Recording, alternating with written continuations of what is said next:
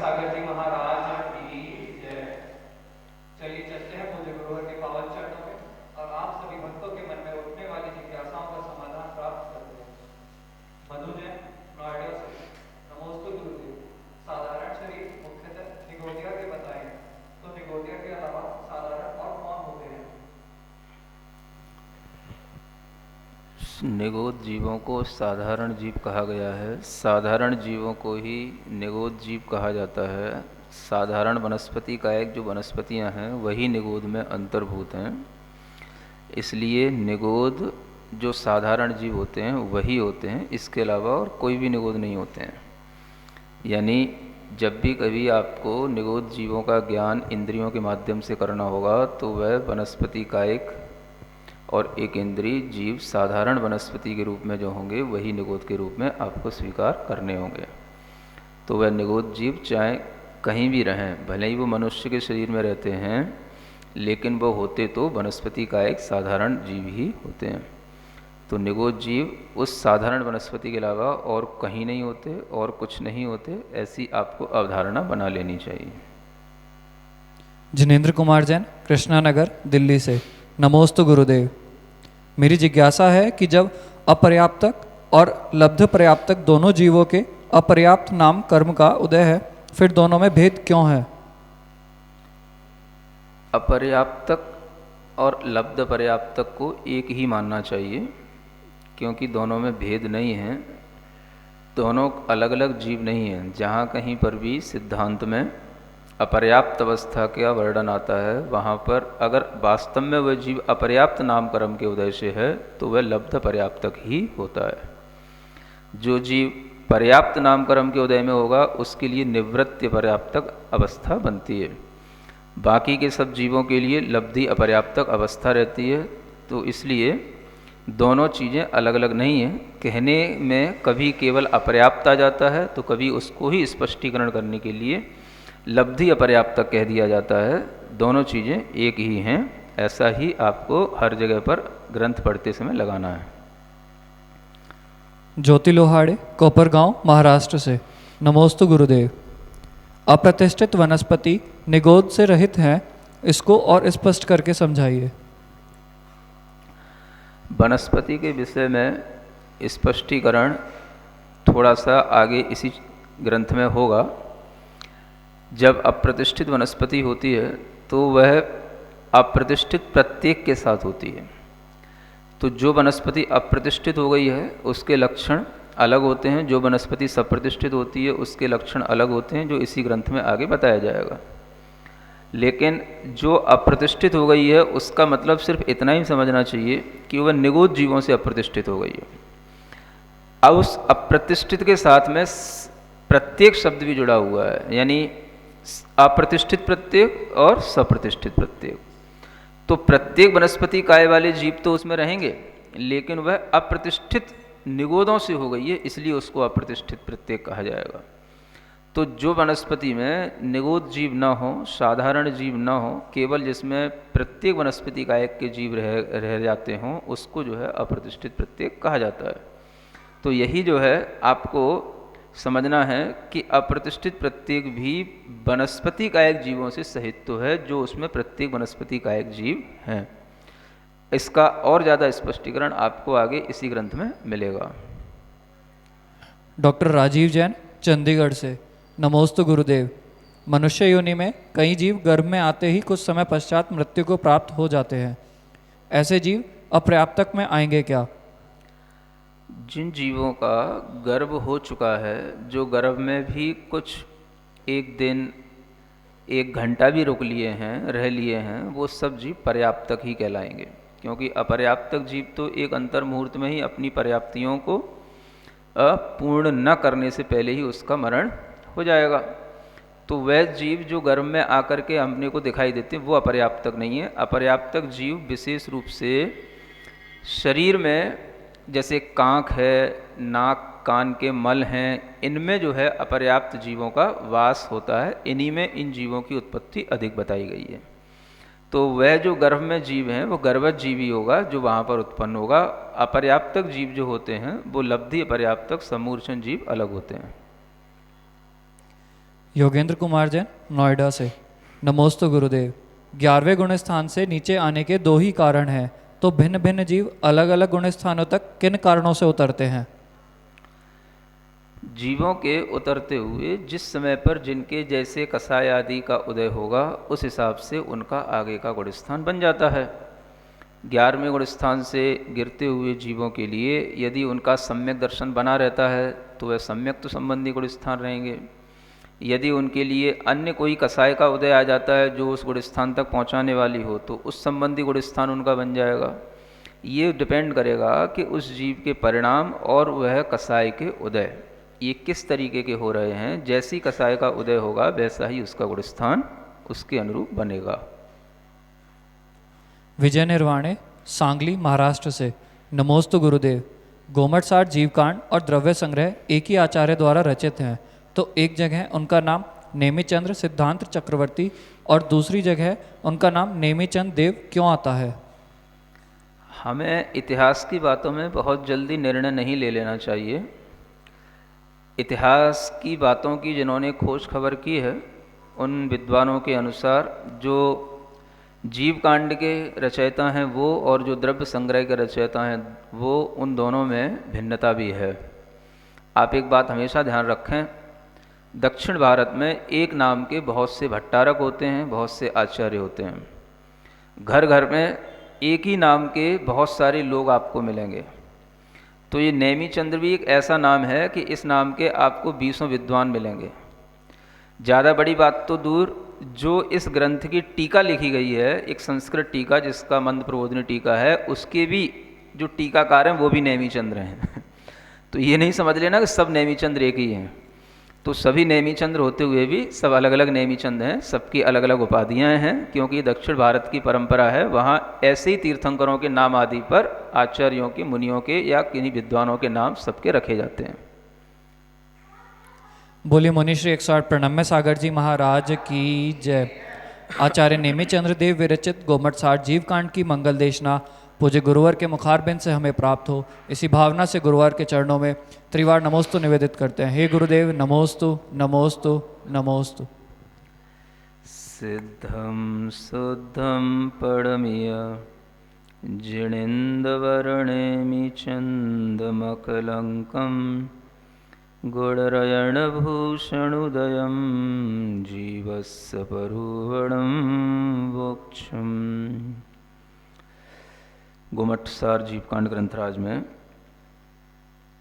जो जीव समासों का स्थानों के द्वारा वर्णन होना था वो वर्णन तो पूर्ण हो चुका है। गाथा नंबर 74 में स्थान के बाद में योनियों का वर्णन करने के लिए कहा गया था। अब उसी क्रम में यहाँ पर अब स्थानों के बाद योनि का वर्णन प्रारंभ होता है। योनि का मतलब होता है जहाँ पर जीव का जन्म होता है। जीव की उत्पत्ति का जो स्थान होता है उसे योनि स्थान कहते हैं।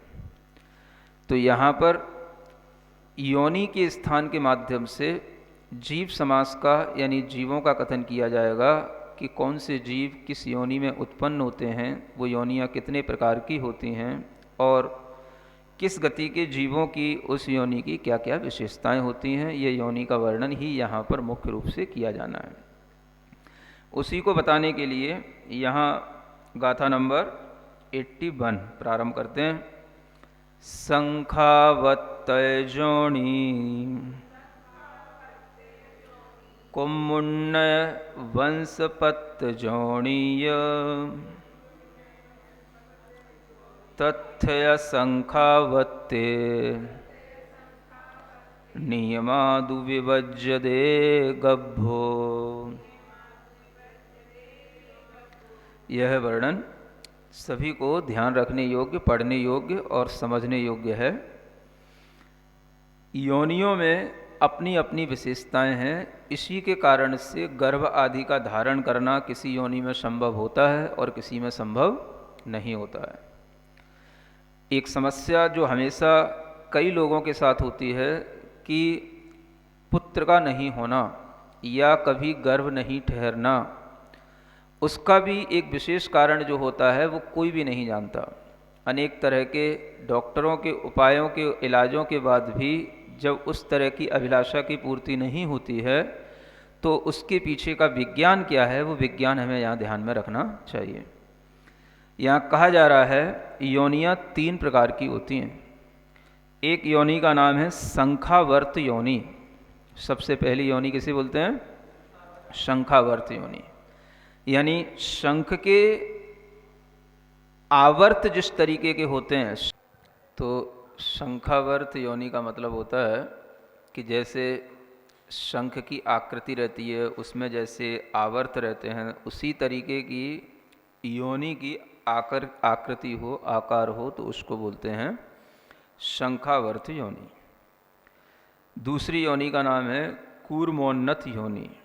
क्या लिखा है? कुम्मुन्नय। ये प्राकृत में जो लिखा है, कूर्म बोलते हैं कच्छप को, कछुए को, और उसकी जैसे पीठ होती है, उस पीठ का जैसे उठाव होता है, उसी तरीके की उस योनि का उठाव हो, कूर्म की पीठ के समान ऊंची उठी हुई हो, तो उसको बोलते हैं कूर्मोन्नत योनि। ये दूसरे प्रकार की योनि बताई गई। और तीसरे प्रकार की योनि है वंशपत्र योनि। वंशपत्र योनि, बांस का जो पत्ता होता है उसकी आकृति के समान। बांस का जो पेड़ होता है उसका जैसे पत्ता होता है वो सीधा लंबा होता है, उस तरीके की आकृति अगर बनती है तो वो वंशपत्र योनि कहलाती है। अब ये चीज़ें जो यहाँ पर सिद्धांत में लिखी हुई हैं, इन्हें कोई बहुत अच्छे ढंग से बायोलॉजी से भी देखना चाहे, मेडिकल लाइन से भी इसको कोई समझना चाहे, तो इसका कोई भी जो है क्लैरिफिकेशन अभी तक कहीं मेडिकल साइंस के थ्रू सुनने में नहीं आया है, क्योंकि हो सकता है ये आकृतियाँ हर किसी के पकड़ में ना आएँ। और इन आकृतियों की जो रचनाएं हैं वो इतनी पुद्गल के उन परमाणुओं से मिली हुई वो उस तरह की रचनाएं हैं कि वो सामान्य जो आपके किसी भी तरीके के जो भी पद्धतियां हैं, मशीनें हैं, उनसे पकड़ में आए कोई ज़रूरी नहीं है। तो ये जो है एक सिद्धांत है और इसकी वैज्ञानिकता को अभी वैज्ञानिकों ने कुछ भी इसके बारे में कोई नॉलेज दी नहीं है। तो ये वैज्ञानिकों के लिए भी एक सीखने योग्य चीज़ है। वैज्ञानिकों को भी कुछ ना कुछ सीखने के लिए कोई आधार चाहिए पड़ता है। अगर वैज्ञानिक इस आधार को अपनाएं और इसके अनुसार कुछ खोज करें तो वो कुछ हल निकाल सकते हैं उन चीज़ों के लिए जिसमें कि उन्हें पुरुषार्थ करने पर भी सफलता नहीं मिलती। तो उसके लिए यहाँ पर ये बताया जा रहा है कि जो 3 प्रकार की योनियाँ हैं उनमें से तथ्य शंखावत्ते, इन 3 प्रकार की योनियों में जो शंखावर्त नाम की योनि है उसमें नीमादु विवज्जदे गभ्भो, उसमें गर्भ जो है विवर्जित हो जाता है, माने रुकता नहीं, ठहरता नहीं, गर्भ जो है उसके अंदर हो नहीं सकता है। यानी अगर किसी के लिए ये ज्ञान में आ जाए किसी वैज्ञानिक के थ्रू कि कोई भी योनि का अगर वह इस रूप में किसी भी तरीके से एक निरीक्षण परीक्षण कर सकें कि ये शंखावर्त योनि है, तो बता सकते हैं कि शंखावर्त योनि में गर्भ कभी ठहर नहीं सकता है। तो वैज्ञानिकों के पास में, डॉक्टरों के पास में आज तक अभी इस तरीके का कोई ज्ञान पहुंचा नहीं है जिसके माध्यम से वो अपना प्रैक्टिकल करते रहते हैं। जो उनके पास में नॉलेज है दवाइयाँ देने की, जो करने की, वो करते रहते हैं, लेकिन उसके जब रिजल्ट नहीं आते हैं तो वो इस रिजल्ट पर नहीं पहुंच पाते कि ये इस तरह का गर्भ इस योनि में नहीं रहता, कारण कि ये शंखावर्त योनि है। तो 3 प्रकार की योनियों में यही एक है शंखावर्त योनि, इसमें गर्भ नहीं रहता, माने वह स्त्री बंध्या ही रहेगी, जिसे हम लौकिक भाषा में बांझ स्त्री भी कहते हैं। उनके लिए कभी पुत्र की प्राप्ति संभव नहीं होगी, क्योंकि वह एक स्वभाव से ही वैसा जो है वो योनि स्थान बना हुआ है। तो जहाँ पर हमें इस तरह से स्वभाव से अपने पूर्व जन्म के पुण्य के या पाप के फल से हमें इस तरह की जब स्थितियां बन जाती हैं, मिल जाती हैं, तो उसमें हमें संतोष धारण करना ही एक सबसे बड़ा कार्य रह जाता है, क्योंकि अब इस विषय में कुछ हो नहीं सकता है। इसलिए बहुत से लोग अलग अलग तरीकों को अपनाते हैं। पहले एक टेस्ट ट्यूब बेबी एक चलता था, फिर न जाने और कुछ भी तरीके आ गए होंगे, चलता रहता होगा। लेकिन वो सब तरीके एक संतोष करने के लिए हैं, क्योंकि जो वास्तव में गर्भ जन्म होना चाहिए वो तो उन तरीकों से किसी से भी कुछ भी नहीं होता है। वह तो स्त्री की योनि में अगर गर्भ रुकेगा तो वो तभी रुकेगा जब उसकी योनि की आकृति अन्य दूसरी आकृतियों में बैठे शंखावर्त न हो, तो इस तरीके की स्थिति बनती है। तो इस तरह के विज्ञान से भी हमें बहुत कुछ सीखने को मिल सकता है। तो शंखावर्त योनि की जो विशेषता थी वो तो इस गाथा में बता दी। अब आगे की गाथा में अन्य जो 2 योनियां हैं उनकी विशेषताएं बताई जा रही हैं। गाथा नंबर 82। कुमुन्नय जोणीये तिथिरादुविह चक्रवट्टीय रामाविय जायन्ते शेषाय शेषग जणोदु। हाँ, यहाँ कहते हैं एक तो है कूर्मोन्नत योनि, है ना, ये सबसे विशिष्ट योनि मानी जाती है, अच्छी योनि मानी जाती है, जो कछुए के पीठ के आकार वाली कूर्मोन्नत योनि है, क्योंकि तिथ्यरा तीर्थंकर इसी प्रकार की योनि में जन्म लेते हैं। जो भी महापुरुषों में बड़े बड़े पुण्यवान जीव हैं वो सब किस में जन्म लेंगे? इस तरह की योनि वाले जीव में जन्म लेते हैं। तो तीर्थंकरों का जन्म नियम से कौन सी योनि होता है? कूर्मोन्नत योनि वाली जो स्त्री होगी उसमें ही उनका जन्म होगा। और द्वितीय चक्रवर्तीय, 2 प्रकार के चक्रवर्तियों का जन्म भी इसी कूर्मोन्नत योनि में होता है। 2 प्रकार के चक्रवर्ती का मतलब एक तो चक्रवर्ती और एक अर्ध चक्रवर्ती, है ना। जो सठखंड के राजा होते हैं वो चक्रवर्ती कहलाते हैं, और जो केवल 3 खंड के राजा होते हैं वो अर्ध चक्रवर्ती कहलाते हैं। तो ऐसे चक्रवर्ती या अर्ध चक्रवर्ती, इन्हीं को हम नारायण, है ना, या चक्रवर्ती को तो चक्रवर्ती हैं ही हैं, जो अर्ध चक्रवर्ती उन्हीं को हम नारायण भी कह देते हैं। तो ये नारायण भी कहलाते हैं, इन्हीं को हम वासुदेव भी कहते हैं। तो इस तरह से चक्रवर्ती और नारायण, इनका भी, और नारायण होगा तो नारायण के साथ में प्रति नारायण भी आ जाएंगे, इनका भी या के साथ में ग्रहण किया जा सकता है। वसुदेव, प्रतिवासुदेव और चक्रवर्ती, इन सबका भी जो है इसी कूर्मोन्नत योनि के तहत ही जन्म होता है, ये इससे स्पष्ट हो जाता है। फिर कहते हैं रामाविय जायन्ते, और राम माने होता है बलभद्र। जो नारायण के भाई होते हैं वो राम कहलाते हैं, बलभद्र कहलाते हैं। वह भी जो है इसी कूर्मोन्नत योनि से ही उत्पन्न होते हैं। तो ये तो आप सब जानते ही हैं कि चक्रवर्ती, नारायण और बलभद्र, है ना, इन सब के बारे में आप लोगों ने पुराणों के अनुसार सीख रखा होगा, सुन रखा होगा। और अगर नहीं जाना हो तो भी इतना ध्यान रख सकते हैं, जैसे राम रावण का जब दृष्टांत आता है तो उसमें राम तो राम ही हैं, उनका नाम भी राम ही है। तो राम कौन है? वो बलभद्र हैं। वो कौन है? वो, हाँ। और उनका जो भाई है लक्ष्मण वो है नारायण, और जो रावण है वो है प्रतिनारायण।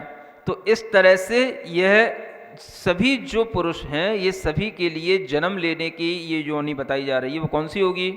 तो ये सभी कूर्मोन्नत योनि कहलाएगी। अब यहाँ पर रामाविय जायन्ते यानी बलभद्र हैं, यहाँ पर अपि शब्द से कुछ और भी अर्थ निकाला जाता है, और वो लिया जा सकता है कि अन्य भी जो महापुरुष हैं इनके अलावा वो भी जो है इसी योनि से ही उत्पन्न होंगे।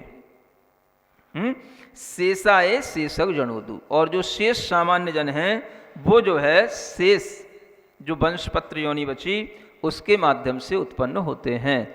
यानी ये कितनी बड़ी बात हो गई कि महापुरुषों का जन्म भी एक विशेष प्रकार की योनि के साथ ही होता है, उनके लिए भी आधार एक अलग ही होता है। तो यह योनि स्थान जो यहाँ बताए जा रहे हैं उसमें ये जो योनि है ये इसका वर्णन एक आकार की अपेक्षा से भी बताया जा रहा है। तो योनि के 2 भेद किए जाते हैं, एक आकार योनि और एक गुण योनि। गुणों की अपेक्षा से आगे वर्णन आएगा, ये आकार की अपेक्षा से वर्णन बताया जा रहा है। तो आकार की अपेक्षा से योनियाँ 3 प्रकार की हैं। अब इसमें और भी जो महापुरुष हैं जिनका कि वर्णन इसमें नहीं है लेकिन वो भी महापुरुष होते ही हैं। जैसे मान लो कि अगर आदिनाथ भगवान के पुत्र थे तो आदिनाथ भगवान के पुत्र में चक्रवर्ती भी थे, कामदेव भी थे, है ना, और कामदेव के अलावा अन्य भी और उनके पुत्र थे, 100 पुत्र थे। तो उन पुत्रों में जो सबका भी अगर हम देखेंगे तो वो सभी पुत्र बहुत महापुरुष ही माने जाएंगे और वो सभी के सभी मोक्ष पुरुषार्थ करने वाले हुए हैं। तो उनके लिए भी ये कूर्मोन्नत योनि ही होनी चाहिए। तो इसका मतलब ये नहीं कि केवल तीर्थंकर और चक्रवर्ती के लिए ही होती है, अन्य भी जो महापुरुष हैं, जो मोक्ष पुरुषार्थी हैं या उसी भव से मोक्ष जाने वाले हैं, ऐसे तीर्थंकरों के ही परिवार में तीर्थंकरों के ही द्वारा जन्मे हुए अगर कोई लोग होंगे तो वह भी महापुरुषों की श्रेणी में आएंगे। उन्हें भी कूर्मोन्नत योनि के माध्यम से ही जन्म होता है, ऐसा समझना चाहिए। और कुछ विद्वानों ने ये बात स्वीकार की है। तो बाकी के जो सामान्य लोग हैं उनका जन्म जो शेष योनि है, अब तो शेष क्या बची, तो एक ही योनि बची जिसे वंशपत्र योनि कहते हैं। ठीक है, अब इससे आप समझ सकते हो कि मनुष्यों में केवल अगर किसी के लिए घोषित किया जाता है तो ऐसा कुछ शास्त्रों में कहीं पर पढ़ने को तो मिलता है कि चक्रवर्ती की जो पट्टरानी होती है वह पुत्र रहित होती है और उसको शंखावर्त योनि के माध्यम से ही वह उसका गर्भ नहीं ठहर पाता, ऐसा कहा जाता है। लेकिन इस विषय में कहीं भी आचार्यों द्वारा लिखा हुआ कोई प्रमाण नहीं मिलता है। ये बातें विद्वानों के ग्रंथ में मिलती हैं, लोगों के मुख पर मिलती हैं, लेकिन ये बातें कहीं आचार्य के माध्यम से लिखी हुई हों, किसी प्रामाणिक शास्त्र में लिखी हुई हों, ये थोड़ा अभी मुझे पढ़ने में नहीं आया। तो कोई जितने भी विद्यार्थी हैं, पढ़ रहे हैं, सुन रहे हैं, ये थोड़ा उसका प्रमाण खोजें कि चक्रवर्ती की पटरानी का गर्भ नहीं ठहरता है और चक्रवर्ती की पटरानी बांझ होती है, उसके लिए कभी पुत्र नहीं होता है, ऐसा किस प्रामाणिक आचार्य के माध्यम से, किस प्रामाणिक ग्रंथ में लिखा गया है? सुन रहे हो, एक होमवर्क आपके लिए दिया जा रहा है, क्योंकि आप लोगों का संबंध बहुत सारे विद्वानों से, गूगल से, सबसे रहता है, तो आप थोड़ा खोजें, ठीक है ना।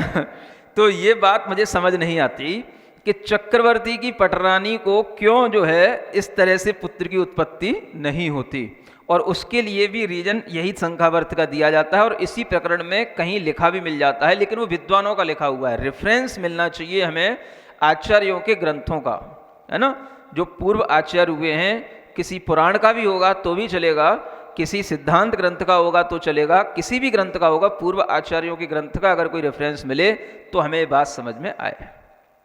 इसके अलावा देवियों के लिए भी कहा जाता है कि देवियों की योनि शंखावर्त होती है, तो उनसे तो कोई मतलब ही नहीं है, क्योंकि देवियों के तो स्वभाव से बच्चे होते ही नहीं है, देवों की तो पुत्र उत्पत्ति होती ही नहीं है, तो वहाँ पर ये योनि हो या ना हो ये कोई मैटर नहीं है।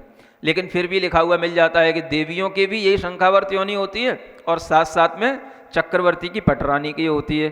तो देवियों में तो इस तरीके की योनि होने ना होने का कोई प्रयोजन नहीं है, और हो भी तो भी कोई फर्क नहीं पड़ता, क्योंकि वहाँ तो स्वभाव से ही नियम है कि पुत्रों की उत्पत्ति होना ही नहीं है, क्योंकि उनके शरीर ही नहीं है जिसमें शुक्र और शोणित हो। तो वहाँ पर इस तरीके की योनि का वर्णन करना ये भी कोई आचार्य प्रेरित ग्रंथ में कोई स्पष्ट रूप से उल्लेखित नहीं मिलता है। लेकिन ये चर्चाएं और विद्वानों के द्वारा लिखे जाने वाले कुछ ये उल्लेख हैं, इनका कोई आधार नहीं मिलता है, इसलिए मैं आपसे कह रहा हूँ कुछ आधार सहित मुझे बताना, अगर आपको कहीं भी कुछ जानकारी मिले तो, ठीक है ना। तो ये जो है 3 प्रकार की योनियों का वर्णन इस तरह से आकार की अपेक्षा से यहाँ पर किया गया। अब यहाँ पर दूसरा वर्णन फिर प्रारंभ होता है आगे 83 नंबर की गाथा से। जम्मम खलु सम्मुच्छण गभुववादा दुहोन्ति तज्जोनि सच्चित्त सीद संगुड सेदरमिस्सायपत्ययम्। अब यहाँ पर योनि के साथ साथ जन्म का वर्णन भी प्रारंभ हो रहा है ना, क्योंकि योनि आधार है और जन्म आधेय है, जिसके आधार पर वह जन्म होगा। तो यहाँ पर अब ये बताया जा रहा है कि कौन सा जन्म लेने वाले के लिए किस तरीके की योनि होती है, और वह योनि के जो भेद हैं अब यहां पर गुणों की अपेक्षा से बताए जाएंगे। ये भेद जो आपने तत्वार सूत्र में भी पढ़े होंगे, वही भेद यहां पर भी आपको बताए जा रहे हैं। तो कहते हैं जन्मम खलु सम्मुच्छण, जन्म जो होते हैं वह 3 प्रकार के होते हैं। एक सम्मूर्छन जन्म, गभ्भवादा गर्भ जन्म और उपपाद जन्म, दुहोदी तज्जोनी। ये जो योनियां हैं, इनकी जो योनियों में जो जन्म होते हैं वो कितने प्रकार के जन्म हो सकते हैं। तो ये जन्म अब यहाँ पर जो दूसरे तरीके से जो योनि बता रहे हैं उसके लिए बताया जा रहा है। पिछले वाली योनि थी वो तो आकार की अपेक्षा से थी, उसका वर्णन तो वहीं समाप्त हो गया। अब यहाँ पर कहते हैं सचित्त, एक योनि कौन सी होती है, सचित्त। ये गुण की अपेक्षा से वर्णन आ रहा है, जो 9 प्रकार के गुणों की अपेक्षा से 9 प्रकार की योनियों का वर्णन आएगा। तो एक सचित्त योनि, एक शीत योनि और समृत योनि यानी ढकी हुई योनि, ये 3। इन्हीं का सेतर माने उल्टा कर दो, तो सचित्त का अचित्त योनि, शीत का उल्टा उष्ण योनि और समृत का उल्टा विव्रत योनि। यानी जिस योनि स्थान के प्रदेश सचित्त हों, सचित्त का मतलब जीव से सहित हों, चेतना से युक्त जो जीव होता है उससे भी सहित हों, या वह जहाँ पर वह प्रदेशों में जीव की उत्पत्ति होनी है वो पुद्गल के परमाणु वहाँ पर सचित्त रूप में हो, माने वहाँ पर जीव रहते हों, तो वो कहलाएगी सचित्त योनि। जहाँ पर वो पुद्गल परमाणुओं या वो स्थान जो है अचित्त रूप में हो, जीव से रहित हो, तो वो कहलाएगा अचित्त योनि। जो योनि स्थान शीत रूप में हो, जहाँ के पुद्गल परमाणु शीत रूप में हो, तो वो कहलाएगी शीत योनि। और जहाँ पर उत्पन्न होने वाले जीवों के लिए वह स्थान उष्ण हो, तो वो कहलाएगी उष्ण योनि। और जो योनि समृत माने ढकी हुई हो वो कहलाएगी समृत, और जो खुली हुई हो वो कहलाएगी विव्रत। ये 3 प्रकार की, और इसके उल्टे ये 3 प्रकार, ये 6 प्रकार के। और फिर आचार्य कहते हैं मिस्साय, इन्हीं का मिश्र भी कर देना, माने सचित्त अचित्त दोनों पना भी हो सकता है किसी योनि में, तो वो एक अलग भेद बनेगा। शीतोष्ण दोनों भेद भी हो सकते हैं मिला हुआ, और समृद्ध विव्रत ये भी मिला हुआ हो सकता है। तो ऐसे 9 प्रकार की ये योनियां हो जाती हैं।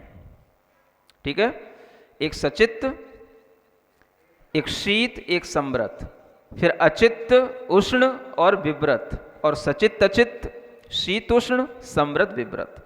ऐसे ये 9 योनियों के जो भेद हुए, इनमें हम ये बताएंगे कि कौन सी योनि में समूर्छन जीव होते हैं, कौन सी में गर्भ जन्म जीव लेने वाले होते हैं, कौन सी में उपपाद जन्म वाले होते हैं। तो इनका जो वर्णन है वो इस योनि गुण योनि के आधार पर किया जाएगा। उसी का वर्णन आगे प्रारंभ होता है। पूत जरायुज अंडज जीवाणम गभ्भदेव निर्याणम उपवादम शेषाणम सम्मुच्छणयम दुणेदिठम। क्या कहते हैं, पोत माने पोत जन्म वाले जीव, जरायुज है ना, जिसके ऊपर जरा लिपटी रहती है, जो शुक्र रक्त आदि का जिसके ऊपर प्रावरण रहता है उसके लिए बोलते हैं जरायुज। और अंडज जो अंडों में उत्पन्न होते हैं वो कहलाते हैं अंडज। ऐसे जीवों का गभ्भ यानी गर्भ जन्म ही जानना चाहिए। तो गर्भ जन्म वाले जो जीव होते हैं वो पोत से भी उत्पन्न होते हैं, जरायुज से भी होते हैं और अंडज से भी होते हैं। अब पोत जन्म जो आपको पहले बताया था कि जब किसी जीव का गर्भ से जन्म हो और जन्म होने के बाद में उसके ऊपर कोई जरा वगैरह लिपटी हुई ना हो, और जन्म होने के बाद ही वह जीव में स्पंदन आ जाए, माने खुद ही वह अपने आप से चलने फिरने लायक हो जाए, दौड़ने लग जाए, तो वो कहलाता है पोत जन्म वाला जीव। जैसे ये हिरण आदि के जो बच्चे होते हैं, सिंह के बच्चे होते हैं, इनके जो जन्म हैं ये पोत जन्म कहलाते हैं। तो तो ये सभी गर्भ जन्म के 3 भेद हैं। ये एक तो पोत जन्म, दूसरा कहलाता है जरायुज।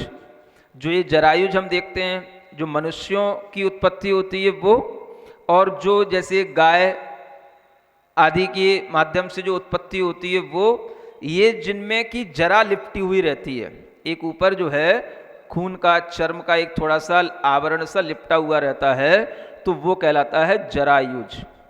तो ये भी गर्भ की निशानी है। और अंडज जो अंडों से उत्पन्न होते हैं, ऐसे जैसे पक्षी होते हैं, चिड़िया, कबूतर इत्यादि, तो इनके भी अंडे होते हैं, मुर्गी इत्यादि, तो इनके अंडों से जो उत्पत्ति होती है वो कहलाती है अंडज। तो ये सभी गर्भ जन्म ही कहलाएंगे। गर्भ के ही ये 3 भेद हैं, जरायुज भी, पोत भी और अंडज भी। अब यहां पर अंडज का मतलब यह है कि गर्भ में जो अंडे होते हैं उसका नाम अंडज जन्म वाला कहलाएगा। यानी जो अंडों की उत्पत्ति गर्भ में होती हो, या जिन अंडों में गर्भ रहता हो, समझ आ रहा, उसका नाम अंडज जन्म वाला कहलाएगा। आचार्यों ने ये बताया है कि जरूरी नहीं है कि अंडे जो है गर्भ में ही उत्पन्न होते हों, या अंडों में ही जो है किसी जीव का जन्म होता हो, अंडे बाहर भी हो सकते हैं। जैसे कि चींटी की बात आती है, लोग कहते हैं चींटी अंडे लेके जा रही है, चींटी के अंडे, चींटी के अंडे। तो वो चींटी के अंडे का मतलब ये नहीं है कि चींटी उस अंडों से उत्पन्न हो रही है, अंडज जन्म नहीं है उसका। चींटी के लिए वह कोई भी ऐसी चीजें हो सकती हैं जो अंडे के रूप में वहां पर हो सकती हैं, लेकिन उनसे चींटियां उत्पन्न नहीं होती हैं, ये ध्यान रखना चाहिए। तो गर्भ जन्म जिसका होगा वो अंडज होगा। इसलिए ये एक व्याप्ति बना लेनी चाहिए। जिनका आपको पोत जन्म हो, जिनका आपके लिए जरायुज जन्म दिखाई दे, जिनका अंडज जन्म दिखाई दे, वो नियम से क्या होंगे?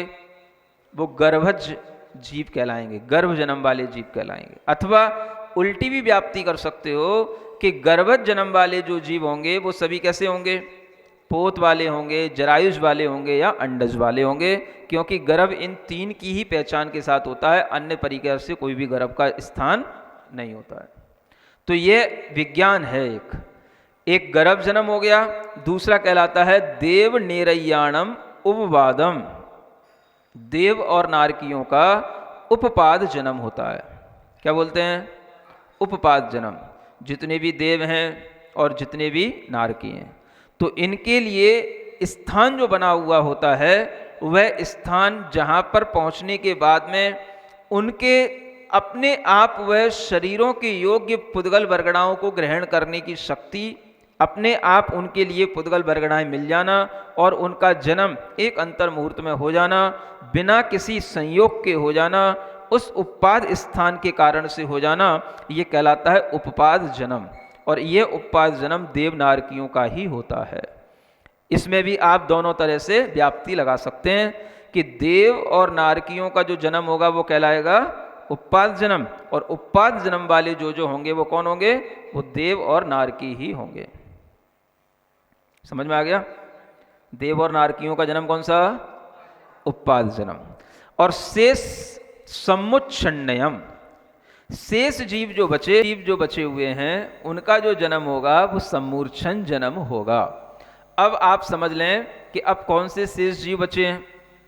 देव नारकियों के अलावा जो यहाँ पर गर्भज जन्म के अलावा अब जो बचा है, माने जिनके गर्भ में जन्म नहीं होते, उसके अलावा अब जो जीव बचे हैं, जितनी भी ये 1 इंद्रिय हैं, 2 इंद्रिय हैं, 3 इंद्रिय हैं, 4 इंद्रिय हैं, ये या लब्धि अपर्याप्तक जीव हैं, ये सभी सम्मूर्छन जन्म वाले होंगे। ये इसमें स्पष्ट अपने आप हो जाता है। तो सम्मूर्छन जन्म वाले जीवों का ही इस तरह से जन्म होता है, और ये जीव ही इस सम्मूर्छन जन्म वाले होते हैं। इसमें भी इसी तरीके से व्याप्ति घटित करके आप ये समझ सकते हैं कि तीनों प्रकार के ये जो जन्म हैं, ये जन्म किन किन जीवों के होते हैं, और इन जीवों के ये जन्म जिस योनि स्थान में होते हैं, अब उसकी यहाँ पर वो जो गुण बताए थे सचित अचित आदि, उसके अनुसार यहाँ पर अब व्यवस्था बताई जाती है। उपवादे अचित्तम गभ्ये मिस्सम तुहोदि सम्मुच्छे सच्चित्तम अच्चित्तम मिस्संचय होदिजोणी हो। ये गाथा नंबर 85, इसमें कहते हैं उपवादे अच्चित्तम, जिनका उपपाद जन्म होता है उनकी योनि सचित्त अचित्त योनि बताई थी, तो सचित्त अचित्त में से अचित्त ही योनि होगी। यानी उपपाद जन्म वाले जो देव और नारकी होते हैं उनका योनि स्थान अचित्त होता है। वहाँ पर जिस स्थान पर वह जन्म लेंगे वहाँ कोई भी जीव नहीं होगा और उस योनि स्थान से उस जीव का कोई संबंध नहीं होगा, चाहे वो नरकों में जन्म लेने वाले स्थान हो, चाहे वो स्वर्गों में जन्म लेने वाले या देवों में जन्म लेने वाले स्थान हो। तो स्थान भी स्वर्ग में जो जन्म लिए जाते हैं या देवों में जिनका जन्म होता है उनके लिए कहा जाता है कि जैसे सीप होती है, सीप का आकार होता है, ऐसे सीप पुट के समान जो है उस उपपाद स्थान की आकृति होती है। वहाँ पर वह जीव जन्म लेने के बाद उससे निकल करके बाहर आता है, तो वहाँ पर किसी भी प्रकार का कोई भी जीव की उत्पत्ति उन स्थान पर नहीं होती है। और जो ये नरक में बिल वगैरह होते हैं, ये जैसे ऊंट का मुंह होता है, ऐसे ऊंट के मुख की तरह ये नरक के बिल आदि के स्थान होते हैं, उनमें जीव जन्म लेता है और वहां पर जाकर के फिर वो अंतर मुहूर्त में अपनी पर्याप्तियां पूर्ण करके नारकी बन करके वो बन जाता है। तो ये स्थान अचित्त होते हैं। इन स्थान में एक जीव जन्म लेने के बाद में उसके बाद दूसरा जीव वहां जन्म लेगा, तो वहां पर जो है किसी भी प्रकार का पहले से भी कोई जीव का सद्भाव नहीं होगा, ना तो बड़े जीव का और ना छोटे जीव का। तो उपपाद जन्म लेने वाले जो देव और नारकी हैं, इनके जो योनि स्थान होते हैं, उत्पत्ति स्थान होते हैं, ये जीव रहित हैं, अचित्त हैं। ये नियम बना के रखना है, ठीक है। फिर कहते हैं गभ्भे मिस्सम, जिनका गर्भ जन्म होता है उनके योनि स्थान सचित्त और अचित्त दोनों प्रकार के मिले हुए होते हैं। सचित्ताचित्त मिश्र योनि कहलाएगी, है ना। क्योंकि जो यह स्थान में स्त्री और पुरुष का संयोग होता है, तो उसमें जो स्त्री का स्थान होने के कारण से तो वो सचित्त कहलाता है, और जो पुरुष का जो उसमें एक अंश होता है वो उसका अचित्त कहलाता है। ये सचित्त अचित्त इसलिए यह मिश्र योनि कहलाती है। पुरुष इत्यादि किसी का भी जो जन्म होगा, वह गर्भ जन्म हो या कोई भी जो 3 प्रकार के गर्भ जन्म में से, चाहे वो पोत जन्म हो चाहे अंडज से जन्म उत्पन्न हो, वह सब कैसी योनि वाले होंगे? मिश्र योनि कहलाएगी, ठीक है। समुच्चय जो सम्मूर्छन जन्म वाले जीव रह गए, उनकी योनियां सचित्त भी हो सकती हैं, अचित्त भी हो सकती हैं और मिश्र भी हो सकती हैं, तीनों प्रकार की हो सकती हैं। क्लियर हो गया। सम्मूर्छन जन्म वाले जैसे 1 इंद्री, 2 इंद्री, 3 इंद्री आदि जो जीव हैं, इनमें जो सचित्त योनि है वो नियम से सचित्त योनि बताई जाती है, वो साधारण वनस्पति का एक जीवों की बताई जाती है। जो सचित्त योनि इनके लिए कही गई है। और अचित्त योनि जो है, अन्य जो भी जीव हैं वो अचित्त योनि वाले भी हो सकते हैं और मिश्र योनि वाले भी हो सकते हैं। तो सम्मूर्छन में तीनों प्रकार की योनियां हैं। जो एक पहला सचित्त नाम का गुण बताया था, उसके अनुसार सचित्त, अचित्त और मिश्र ऐसे तीनों प्रकार की योनियों के भेद इस प्रकार के इन जीवों के जन्म के साथ में लग जाता है। अब आगे बताते हैं शीत और उष्ण की अपेक्षा से। उपवादेसी दूषणम शेषेसी दुस्सणमिस्सयं होदि उपवादे यक्षे सूय संवड़वियले सुवियलम तु। क्या कहते हैं? उपवादे शीदुष्णम, जो उपवाद जन्म वाले हैं उनमें शीत और उष्ण दोनों प्रकार की योनियां होती हैं। कुछ शीत रूप उत्पत्ति स्थान है और कुछ उष्ण रूप उत्पत्ति स्थान है ना। अब उपपाद जन्म में देव और नारकियों का उपपाद जन्म होता है, तो मुख्य रूप से अगर हम इसको समझना चाहें तो समझने के लिए नरकों में हम समझ सकते हैं, क्योंकि नरक में कुछ बिल उष्णता वाले हैं और कुछ बिल शीत वाले हैं। पहली पृथ्वी से लेकर के 5वीं पृथ्वी तक के भी कुछ बिल जो है उष्ण योनि वाले हैं, और बाकी के 5वें के कुछ 1/4 भाग और 6वें पृथ्वी के और 7वीं पृथ्वी के जो बिल हैं ये सभी शीत के साथ ही रहते हैं, क्योंकि वहाँ पर शीत ही है, शीत योनि में ही उनका जन्म होता है, तो वो वहाँ पर कहलाएगी शीत योनि, और जो ऊपर की पृथ्वियाँ उनमें कहलाएगी उष्ण योनि। तो ऐसे हम नारकियों में इसको समझ सकते हैं। देवों में समझने के लिए अलग से कोई भी उल्लेख मिलता नहीं है, वहाँ पर भी या तो शीत रूप होगा या उष्ण रूप होगा, एक ही रूप होगा। यहाँ पर मिश्र नहीं कहा गया है ना, यानी उपपाद जन्म वाले देव और नारकियों की योनि स्थान जो है या तो शीत होंगे या उष्ण रूप होंगे, मिश्र रूप नहीं है, ये अंतर जानना। से शीतोष्ण मिश्रयम होती। फिर आचार्य आगे कहते हैं अन्य जो भी जन्म वाले हैं, अब चाहे गर्भज जन्म वाले हों चाहे समूर्छन जन्म वाले हों, इनके जो योनि स्थान हैं वो शीत, उष्ण और मिश्र है ना, ये तीनों प्रकार के हो सकते हैं। तो इस तरह से ये बता दिया। अब संव्रत और विव्रत की अपेक्षा से कहते हैं, तो कहते हैं उपवादेय खेसुय, जो उपपाद जन्म वाले हैं और एक इंद्रिय जीव हैं उनमें संव्रत योनि होती है। एक इंद्रिय जीवों की योनि स्थान खुले हुए होते हैं, उपपाद जन्म वाले भी नहीं, सॉरी संव्रत माने ढका हुआ, तो एक इंद्रियों के भी संव्रत हैं और उपपाद जन्म वालों के भी संव्रत हैं वो योनि स्थान। और विकलेंद्रियों में व्यूलम, जो 2 इंद्रिय, 3 इंद्रिय, 4 इंद्रिय आदि जीव उत्पन्न होते हैं ये विकलेंद्रिय जीव कहलाते हैं। इनके योनि स्थान जो होते हैं वो विव्रत होते हैं, वो खुले हुए होते हैं। फिर आगे कहते हैं गव्भज जीवाणम पुण मिस्सम नियमेण होदि जोणि हो समुच्छण पंचखे वियलम वा व्यूल जोणि हो। कहते हैं गर्भज जीवों के नियम से मिश्र योनि ही होती है,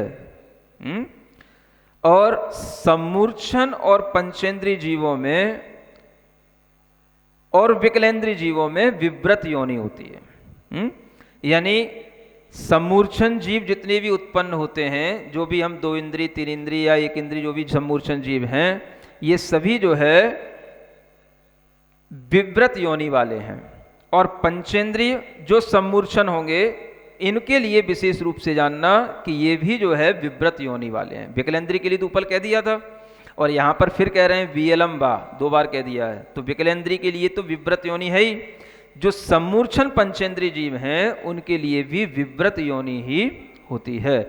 और गर्भ जीवों के लिए संव्रत भी हो सकती है, सॉरी गर्भ जीवों के लिए मिश्रम नियमेन है, वो मिश्र होगी, यानी संव्रत विव्रत ये मिश्र कहलाएगी। मिश्र का मतलब एक ही प्रकार लेना है, संव्रत विव्रत मिला हुआ। दोनों अलग अलग होते हैं तो अलग अलग कहा जाता है, और दोनों जब मिले हुए होते हैं तो उसको मिश्र कहा जाता है। तो यहाँ पर मिश्र रूप में गर्भज को जानना। इस तरह से यहाँ पर ये योनियों का वर्णन करते हुए और भी 1-2 गाथाएं बची हुई हैं जिनके माध्यम से अभी योनियों का वर्णन चल रहा है। सामन्येनय एवं नवजोनियो हवन्ति वेत्थारे लक्षाण चतुरशीदि जोनियो होन्ति नियमेण। ये 9 योनि स्थान, ये 9 प्रकार की योनियां बताई, ये गुण योनि के भेद हो गए। अब इन्हीं का हम विस्तार कर देते हैं। तो आचार्य कहते हैं लक्षाण माने लाख हो जाती हैं, चतुरशीदि 84 लाख हो जाती हैं योनियां। सुन रखा है ना। तो कितने प्रकार की योनियां पढ़ ली आपने? पहले तो 3 प्रकार की पढ़ी आकार की अपेक्षा से, फिर 9 प्रकार की पढ़ी गुण की अपेक्षा से, और फिर उसी के विस्तार करते हैं तो वो हो जाती हैं 84 लाख। अब वो 84 लाख की गिनती कैसे बनती है तो वो आगे की गाथा में बताया जा रहा है। निश्चिदर धादु सत्य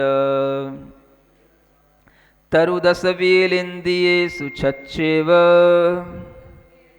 सुरनिरयतिर्य चौरो 14 मड़ुवे सदसहस्सा। हाँ क्या कहते हैं? निच्चिदर धादु सत्यय। एक तो नित्य और इतर, ये निगोद की अपेक्षा से कहा गया, नित्य निगोद इतर निगोद। और जो धातुएं, चार धातुएं, पृथ्वी, जल, अग्नि और वायु, ये चार, और नित्य निगोद और इतर निगोद, ये जो है 6 भेद हो गए। ठीक है ना। ये सबके जो है सत्य माने 7 लाख इनके भेद जानना। सद सहस्र जो अंत में लिखा हुआ है वो सबके साथ जोड़ना है। सत सहस्र का मतलब होता है लाख। तो इन सबकी 7-7 लाख योनियां हैं। तो 7 के 6 में भेद करेंगे, 7 6 कितना हो गया? 42। कितना हो गया? 42। तो ये 7 लाख योनियां पृथ्वी कायिक की हैं, 7 लाख ही जल कायिक की हैं, 7 लाख ही अग्नि कायिक की हैं, 7 लाख ही वायु कायिक की हैं, और 7 लाख ही नित्य निगोद की हैं, और 7 लाख ही इतर निगोद की हैं। तरु, अब देखो वनस्पति में 2 भेद थे, एक साधारण और एक प्रत्येक। तो साधारण के दोनों भेद नित्य निगोद और इतर निगोद, तो इनका तो कथन 7-7 लाख में कर दिया। अब बचा क्या? प्रत्येक वनस्पति।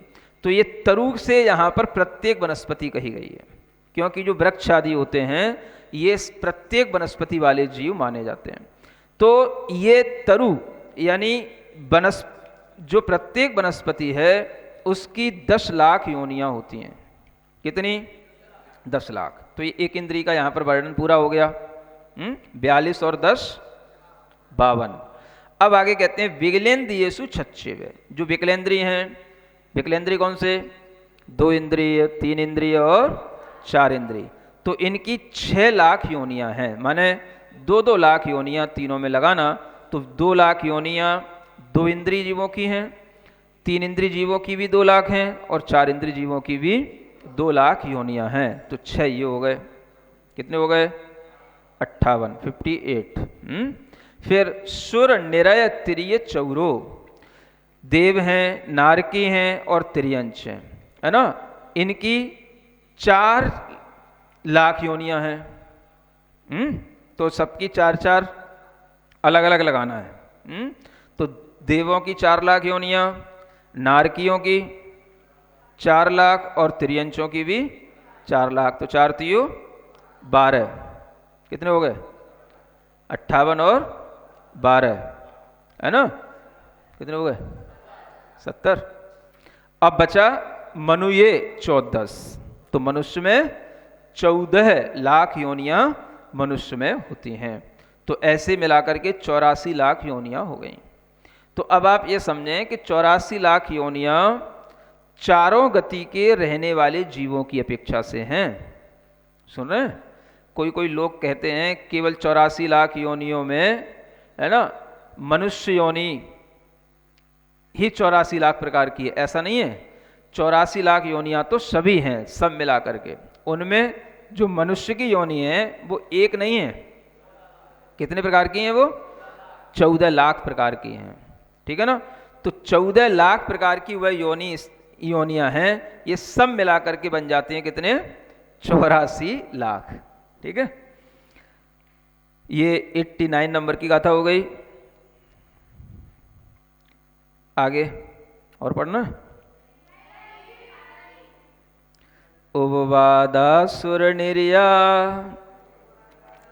गव्भज समुच्छिमाहुनर तिरिया समुच्छिमा मनुष्या पज्जत्ता एयविय लखा। कहते हैं जो सुर और नारकी हैं, देव और नारकी हैं, ये तो हैं उपवास जन्म वाले। गर्भज समुच्छमाहु नर तिर्या, जो मनुष्य और तिर्यंच होते हैं ये गर्भज भी होते हैं और सम्मूर्छन भी होते हैं। समझ में आ रहा? ये तो क्लियर था ही। देव और नारकी तो उपवास जन्म वाले होते हैं। अब मनुष्यों में 2 प्रकार के जन्म वाले होते हैं, गर्भज भी और सम्मूर्छन भी। तो ये पहले भी आपको जब जीव समास बताए हैं तब उनमें बताया है। तो जीव समासों में गर्भजों के भेद भी अलग निकाले हैं और सम्मूर्छनों के भेद भी अलग निकाले हैं। तो मनुष्यों में भी सम्मूर्छन जो होंगे वो जो सम्मूर्छन मनुष्य होते हैं वही लब्धि अपर्याप्तक मनुष्य कहलाते हैं, ऐसा जानना। और आगे बताया भी जाएगा। तो तिर्यंचों में भी सम्मूर्छन और गर्भज दोनों प्रकार के होते हैं, तो स्पष्ट है ही है, क्योंकि तिर्यंच जो है हमें गर्भज भी दिखाई देते हैं, और जो 2 इंद्रिय 3 इंद्रिय आदि होते हैं ये सभी सम्मूर्छन भी होते हैं, 1 इंद्रिय आदि। तो ये हो गया। फिर आगे कहते हैं सम्मुच्छिमा मनुष्या अपज्जत्ता ए वेलक्खा। अब ये देखो नियम बन गया। सम्मूर्छन जन्म वाले कौन कौन से जीव होते हैं? तो जो अपर्याप्तक मनुष्य हैं ये सम्मूर्छन जन्म वाले होते हैं, मनुष्या अपज्जत्ता। जो पर्याप्तक मनुष्य होंगे वो गर्भज जन्म वाले होंगे, और जो अपर्याप्तक मनुष्य होंगे वो सम्मूर्छन जन्म वाले होंगे। 1 इंद्रिय जीव हैं वो भी सम्मूर्छन जन्म वाले होंगे, और वेलक्खा माने विकलेंद्रीय जीव हैं ये भी कौन से? सम्मूर्छन जन्म वाले होंगे। ये सबको ये विज्ञान पता होना चाहिए किन जीवों का कौन सा जन्म होता है, तभी आप विज्ञान के अंध अनुकरण करने से बच पाएंगे। नहीं तो आपके लिए कोई भी वैज्ञानिक तरीकों से कोई भी जो आपको ज्ञान दिया जाता है साइंस के हिसाब से, वो आपको किसी भी तरीके से कुछ भी समझाया जा सकता है। वो आपसे कहेंगे कि अंडे भी जो है चींटियों के होते हैं और चींटियां भी अंडों से उत्पन्न होती हैं। समझ आ रहा है? वैज्ञानिकों के लिए तो ये भी नहीं पता होता है कि जो मेढक हैं, पानी में जन्म लेने वाले अन्य अनेक जीव हैं, ये पानी में एकदम से कहाँ से पैदा हो जाते हैं। समझ आ रहा है? कोई उनके लिए विज्ञान के लिए कोई भी ना तो उनका जन्म का कोई नाम पता है उन्हें अलग से, ना उन्हें ये पता होता है कि अचानक से कहाँ से एकदम से आज ही बरसात हुई, जहाँ गड्ढे में पानी भर गया, सुबह देखा उसमें टर टर टर टर मेढक करने लग गए। तो ये विज्ञान अपने आप में सम्मूर्छन जीवों का विज्ञान है। सम्मूर्छन जीवों के लिए केवल बस वो उत्पत्ति का स्थान उनके लिए मिलना चाहिए, वहाँ पर उत्पन्न हो जाते हैं, उन्हें किसी संयोग की आवश्यकता नहीं है। अपने शरीर के योग्य पुद्गलों को वो अपने उस योनि स्थान पर खुद ही इकट्ठा कर लेते हैं, इसी को सम्मूर्छन जन्म कहते हैं। जो चारों ओर से वह पुद्गल परमाणुओं से अपने शरीर की रचना कर लें, उसका नाम है सम्मूर्छन जन्म। ठीक बात। फिर कहते हैं पंचक्ख तिरिक्खाओ गव्भज सम्मुच्छिमा तिरिक्खाणम भोग भूमा गव्भवा नरदुन्ना गव्भजाचेव नरपुन्ना गव्भजाचेव। क्या कहते हैं? पंचेंद्रीय तिर्यंच गव्भज सम्मुच्छिमा। ये कैसे होते हैं? ये गर्भज भी होते हैं और सम्मूर्छन भी होते हैं। तिरिंचों में तिरक्खाणम भोग भूमा गब्ब भवा, है ना। जो भोग भूमि के जीव होते हैं तिर्यंचों में, वो सभी गर्भ से ही उत्पन्न होने वाले होते हैं। यानी भोग भूमि में तिर्यंच कभी भी सम्मूर्छन जन्म वाले नहीं होंगे। सम्मूर्छन जन्म वाले तिर्यंच कहाँ मिलेंगे? कर्म भूमि में। समझ आ रहा है? इसलिए ये मक्खियाँ, ये मच्छर ये कभी भी आपको भोग भूमि में नहीं मिलेंगे। वहाँ के जीवों को इस तरह से कभी भी सताएंगे नहीं है ना।